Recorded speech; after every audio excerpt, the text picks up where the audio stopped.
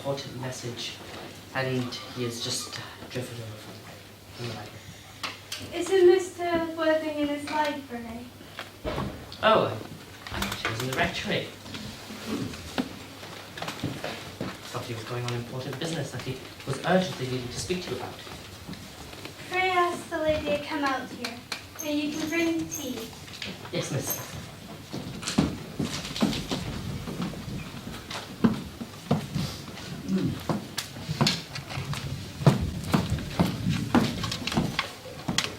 Pray let me introduce myself to you. My name is Cecily Cardew.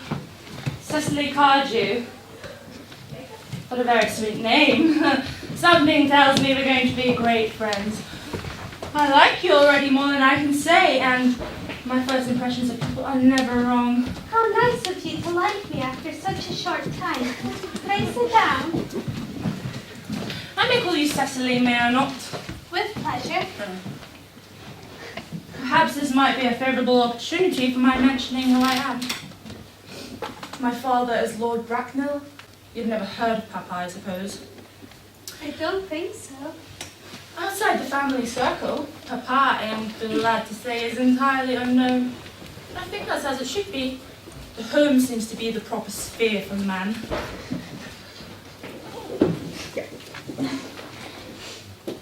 I like you already. And Mother, who has brought me up to be extremely short-sighted, it's part of our system, has brought me up to look at people.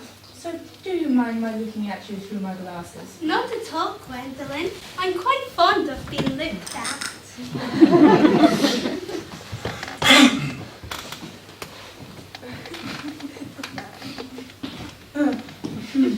You are here on a short trip, I suppose? No, I live here. Really? Your mother, no doubt, or some other female relative of advanced years, resides here also? Oh no, I don't have a mother. Indeed. No, in fact, any relations. My dear guardian, with the assistance of Miss Prism, has the arduous task of looking after me. Your guardian? Yes, on Mr. Worthing's ward. Oh, that accounts for it. I knew he had a ward. How secretive of him. He grows more interesting hourly. I can't say, however, that the news inspires me with feelings of unmixed delight. I mean, I do wish you were a little older than you seem to be, and not so very alluring in appearance. In fact, if I may speak candidly... Pray do, I feel that if one's got something unpleasant to say, one should always be quite candid. Well, Cecily, to speak with perfect. Oh, I wish that you were fully 42 and more than usually plain for your age. Ernest has a strong, upright nature. He is the very soul of truth and honour. Disloyalty would be as impossible as deception. I beg your pardon, Gwendolyn. Did you say Ernest? Yes? But it is not Mr. Ernest Worthing who is my guardian. It's his brother, his elder brother. He never mentioned to me he had a brother. Now that I think of it, I've never heard any man mention the brother. The subject seems distasteful to most men. Cecily, you have lifted a load from my mind. I was growing almost anxious. Well, you are quite sure it's not Mr. Ernest Worthing who is your guardian? Quite sure. In fact, I'm going to be his. I beg your pardon? Dearest Gwendolyn, there's no reason why I should make a secret of him to you. Our little county newspaper is sure to chronicle the fact next week. Mr. Ernest Worthing and I are engaged to be married. Yes, well, it is very curious, for he asked me to be his wife yesterday afternoon. The post will appear Saturday morning at the latest. But Ernest proposed to me exactly 10 minutes ago.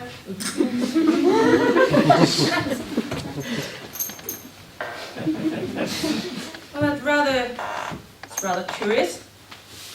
For he asked me to be his wife yesterday afternoon at around 5:30. If you care to verify the incident, pray do so. I never travel without my diary. One should always have something sensational to read on the train. I'm sorry, dear Cecily, if it has caused you any upset, but I'm afraid I have the prior claim. It would distress me more than I can tell you, dear Gwendolyn, if it caused you any mental or physical anguish. But I feel bound to point out that ever since Ernest proposed to you, he has clearly changed his mind. If the poor fellow has been entrapped into any foolish promise, I shall consider it my duty to rescue him at once, and with a firm hand. Whatever unfortunate entanglement my dear boy may have gotten into, I will not reproach him with it until after we are married. Do you allude to me, Miss Cardew, as an entanglement? You're presumptuous. On an occasion like this, it becomes more than a moral duty to speak one's mind.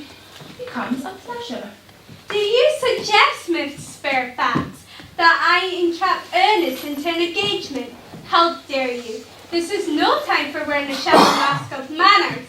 When I see a spade, I call it a spade. I have never seen a spade. It is obvious our social spheres have been widely different.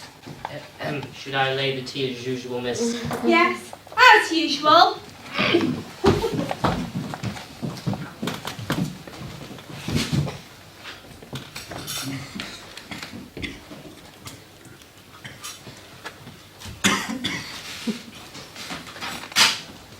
May I offer you some tea, Miss Fairfax? Yes, thank you. Sugar? Oh, no, thank you. Sugar is not fashionable anymore.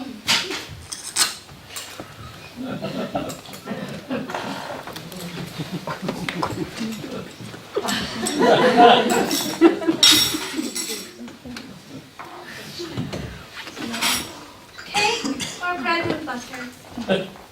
Bread and butter. Cake is rarely seen in the best houses nowadays. Hand that to Miss Fairfax.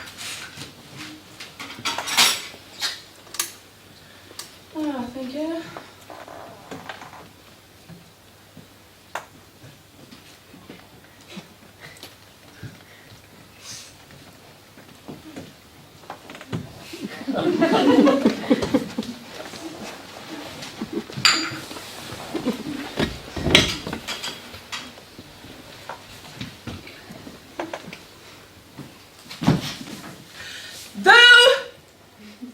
I asked for cake.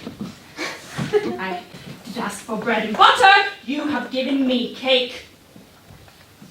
I am known for the gentleness of my disposition. I fear, Miss Cardew, you may go too far. To save my poor, innocent, trusting boy from any machinations, there's no lengths to which I would not go. Ernest! Gwendolyn, darling! A moment.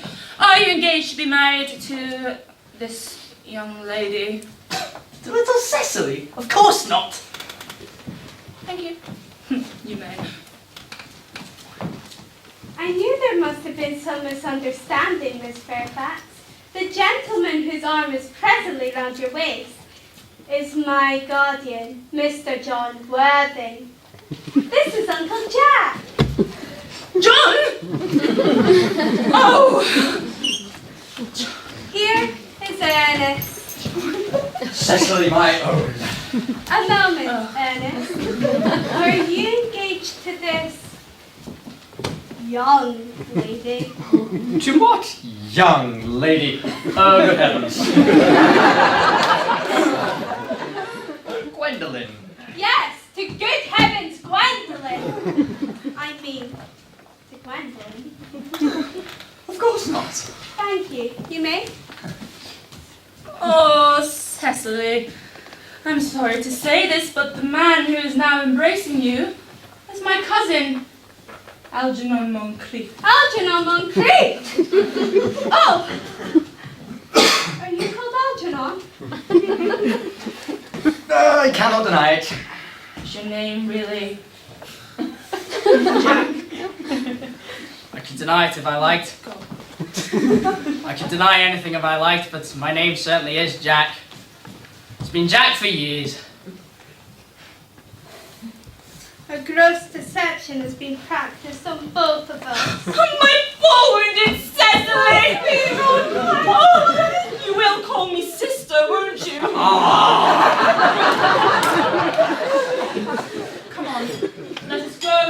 house, it'll hardly venture for us there. No men are so cowardly, aren't they? Yes,